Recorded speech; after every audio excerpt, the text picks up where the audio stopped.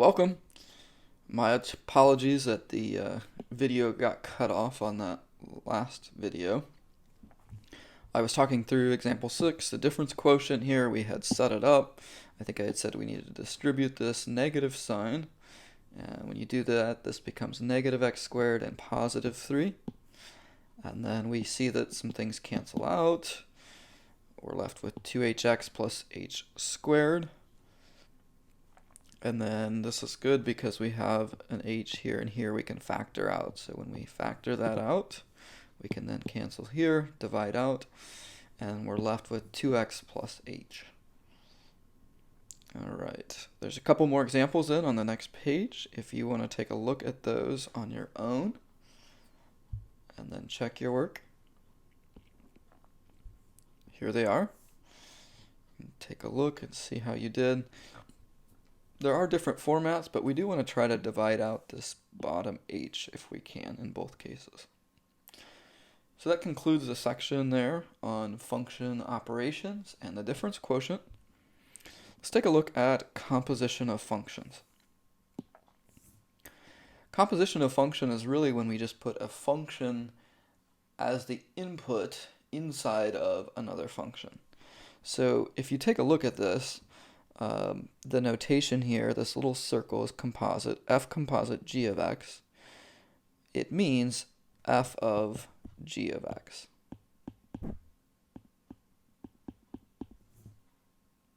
And what we're doing in this case is we're putting this function, g, inside of the function f. So let's look at example 1. Here we've got f of x and g of x. Here it's saying find f of g of 2.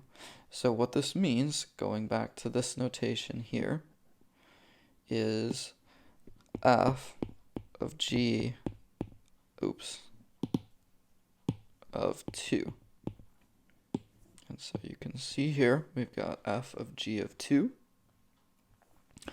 That means we need to take the function f, which we see as 3x minus 1, 3x minus 1. But in place of x, we now need to put in g of 2.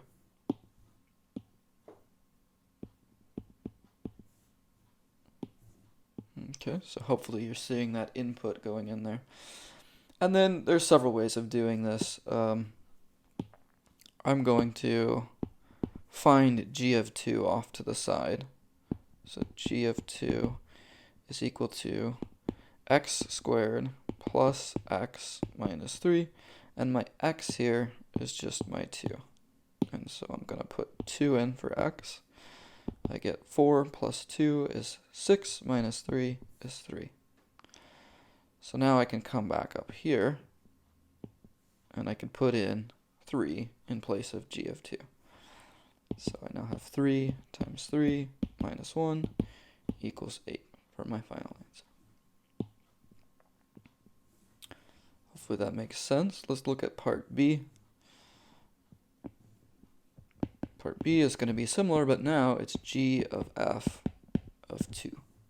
And so f of 2 is going inside of g.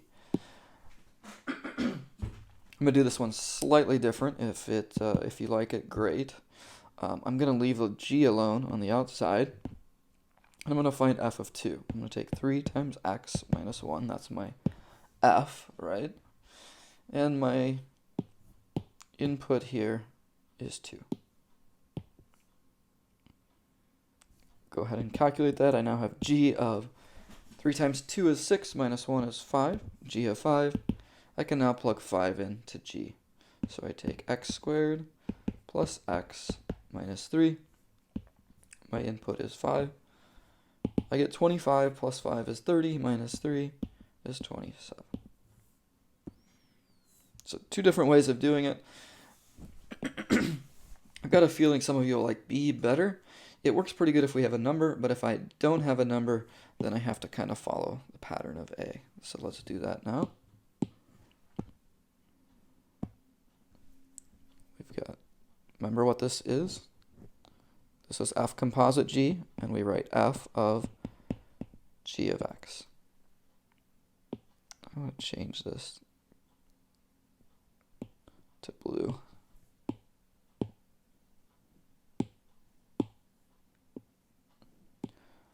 So let's just start with f of g of x, which is x squared plus x minus 3. And now I'm going to do my function f. 3 times x minus 1.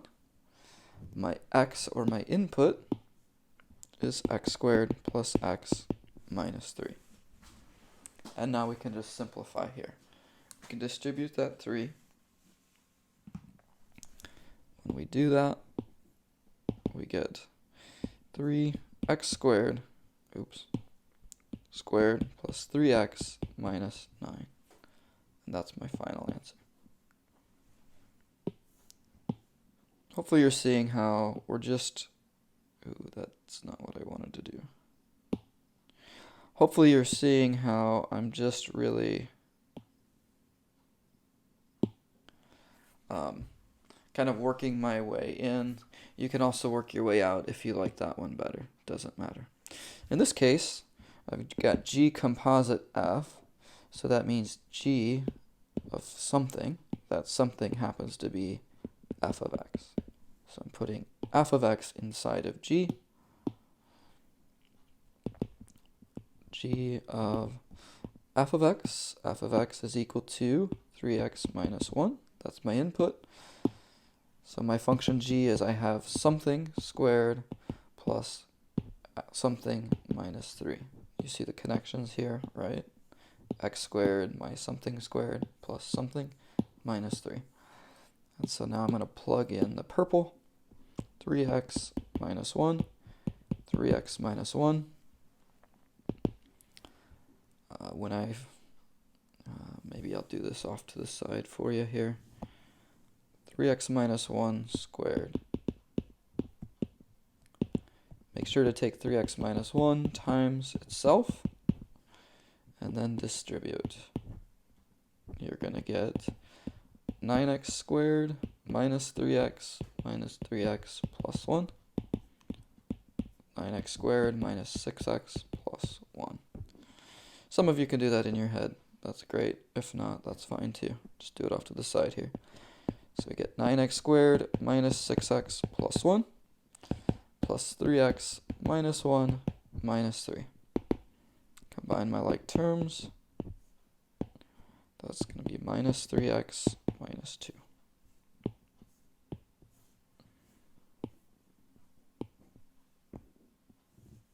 I think you're getting the idea.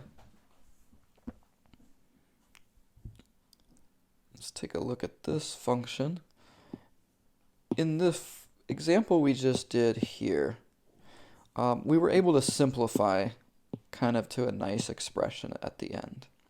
Sometimes we will, sometimes we won't. It kind of depends on how complex it is. Alright, so here we go. Find f composite g.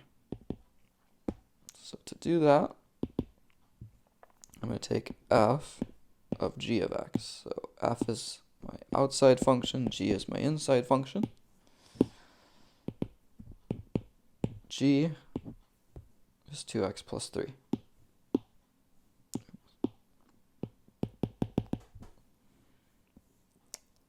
Now, I'm going to do f. F is the fourth root of x, or the fourth root of something. That something in this case is 2x plus 3. And that's my final answer. That easy, huh? Just like that. 23. In this example, we've got two functions, f of g. I'm going to speed this up a bit. We've got f of g of x.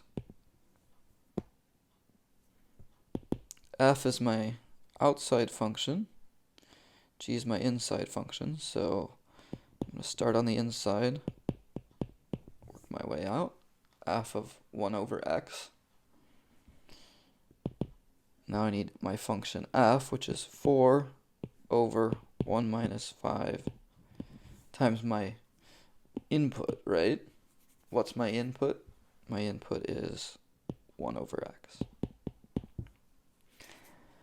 In this case, I would be okay if you just leave it like that. This would be acceptable. There is some nice simplifying you can do here that would be helpful, especially like in calculus. So if I make this a fraction, 5 over 1, this becomes 1 minus 5 over x. And then if I get common denominators here, times x over x, this then becomes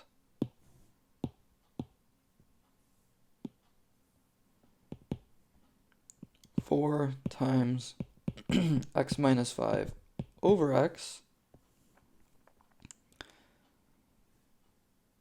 I think this is how I should write that. And then multiply by the reciprocal. So this becomes 4 times x over x minus 5. Which gives me 4x over x minus 5. A lot there. But you would agree that this final one is nicer than this. But as I said, don't stress too much about this for now. This is the idea we're working on. Alright, let's take a look at the second part. Shrink that down. G of f of x. Can't see them all at the same time. So this is the composite function, g composite f, or g of f of x. G is outside, f is my 4 over 1 minus 5x, equals, now g is 1 over the input. You see that? My input here is 4 over 1 minus 5x. You could leave it there, that would be fine. When I'm dividing like this, I can just multiply by the reciprocal. 1 times 1 minus 5 over x over 4, and I get 1 minus 5 over x. Sorry, 1 minus 5x, all of that over 4. There you go, that's composite functions. Now, we've been starting with 2 functions each time, and ending up with a final kind of simplified function. In calculus, you're going to need to be able to decompose a function into 2 functions, an outside function and an inside function. So if you look at example 5, it's giving you just one function here, and it's asking you to find 2 functions so that it's a composition, one that's an outside and one that's an inside. In this case, do you see that f of g of x, that g of x is the inside function? So what do you think? When you look at h here, do you see an inside function and an outside function? I do. Take a look. Do you see 3x minus 1 as the inside? If that's the case, then something to the 4th power is the outside function. So how are we going to write this? Well, we've already talked about g is the inside, f is the outside. So f of x, the outside, is something to the 4th power. That something is going to be x to the 4th. X is just a placeholder. This x and this x are different. They're not the same. In this part, there's a function. Whatever I put into it, I take it to the 4th power. G of x, then, is the inside. It's 3x minus 1. And again, this x is different than this x. It's just like a placeholder. 3 times whatever the input is minus 1. Alright, take a look at 49. Still the same thing. Pause it if you need to. Got it? Alright. I'm noticing some repetition here. This tells us that that is our input, right? It was put into the function. And so that's the inside function. So my inside function g of x is equal to x plus 2. But if I kind of look at that more generically, and I take what that input was out, do you see I get this expression here? Well, these inputs I can replace with just an x. So my outside function, f of x, is just x cubed minus x squared plus 3x minus 1.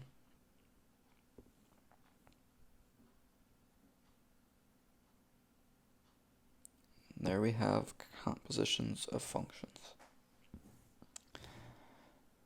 All right, section 2.6. I would really encourage you to work on this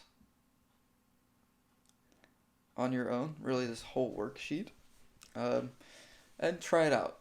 There's a lot of different strategies of approaching it.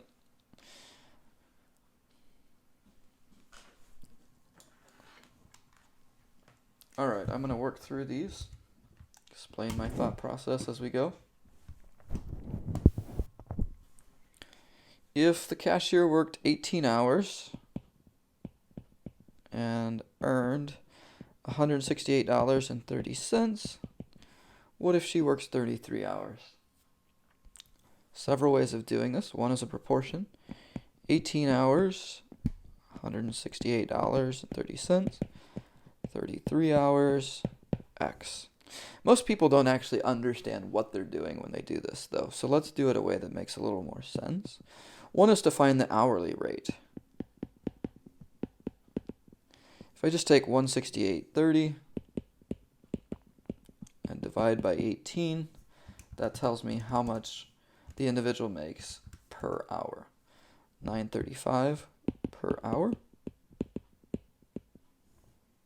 Okay, so if she worked 33 hours, 33 times 935 equals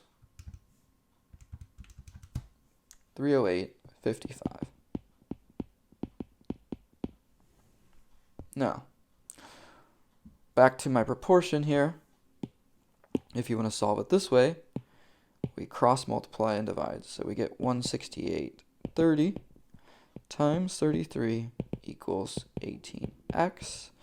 To get x by itself, we divide both sides by 18.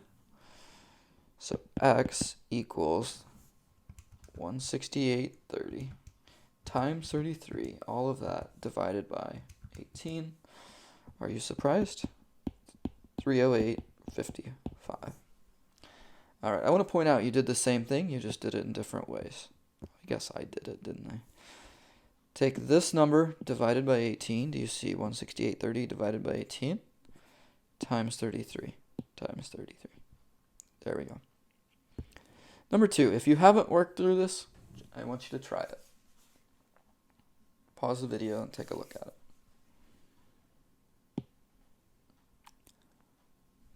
I'm guessing for some of you, you did this and you got the wrong answer. You cannot use a proportion.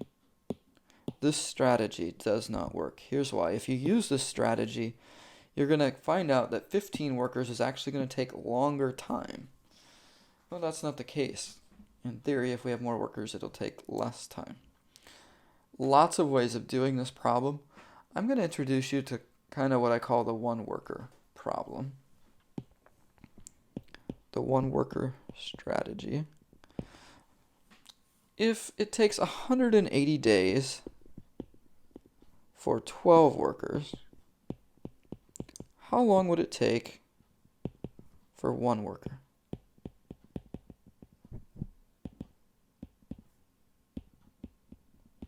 Now you might think, well, why am I doing one worker? That's not what the problem asks for.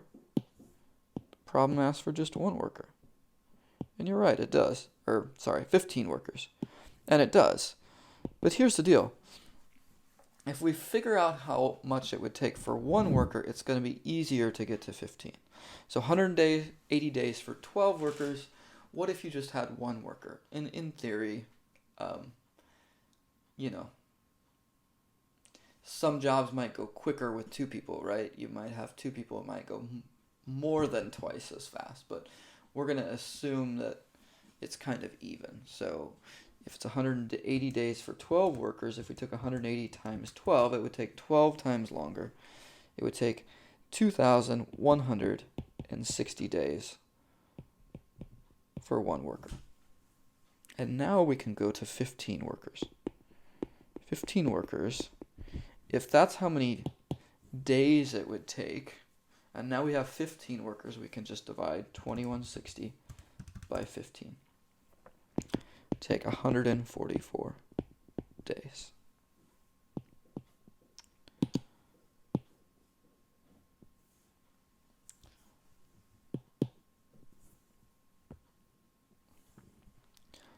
So really what I'm doing here is I'm finding the total time of the job.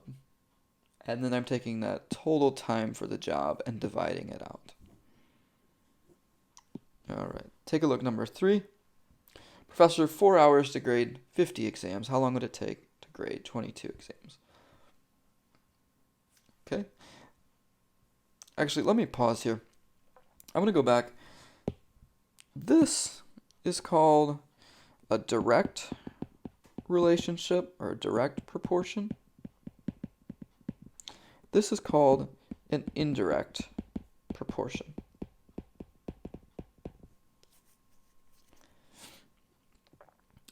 In the direct proportion, as one variable goes up, the other variable goes up. So if you can imagine a graph, it would look something like this. As x gets bigger, y also gets bigger. The more hours I work, the more money I make. Okay. This is called direct proportion. Indirect proportion, though, the two variables are indirectly related. As one variable increases, the other variable decreases. So if you think about this, as the number of workers increases, the amount of days it takes should decrease. And this actually isn't linear. It's going to look something like this. So indirect proportion looks like this. Direct proportion looks like the one above it. There are, if you look in the book, you'll find some formulas. Y equals kx, y equals k over x. And if you want to use these strategies, that's fine too. I find it more helpful and intuitive to keep your mind in the real life. So as we look at this professor problem, what do you think? Is this direct or indirect? Okay, so if I have more exams, what's going to happen to the time it takes to grade them? Makes sense, it's going to go up, right? So you can do a direct proportion here. I'm still going to go back to how long does it take to grade one exam. So 4 hours divided by 50 exams. It's going to take him or her 0.08 hours per exam. So 22 times 0.08 is 1.76 hours. All right, here we go. Next problem. With 4 stations to distribute donuts, 2,600 students are able to receive 1 donut in 20 minutes. How long would it take to distribute 2,600 donuts if there were 6 stations? All right, direct or indirect? What do you think? Stations, time. Okay. Well, the more stations, what would you expect to happen to your time? You would expect it to decrease, right? So this is going to be an indirect relationship.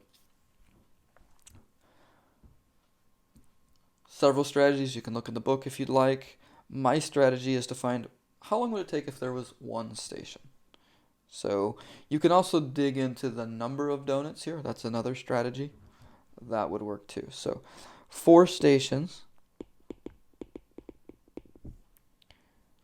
times 20 minutes. Basically, there were students picking up donuts for a total of 80 minutes. They just happened to be at different places. So there was 20 minutes at one station, 20 minutes at another, 20 minutes at another, 20 minutes at another. If we took 80 minutes and divided it by 6 stations, that's going to give us 13 1/3 minutes at each station. I say at each station. Students will be at each station for 13 1/3 minutes. So a sixth of the students will go to one station, a sixth to another, a sixth to another, and so on. And it'll take them 13 1/3 minutes to get through. That is the summary on direct and indirect proportions here. The only thing we have left to talk through is section R.6.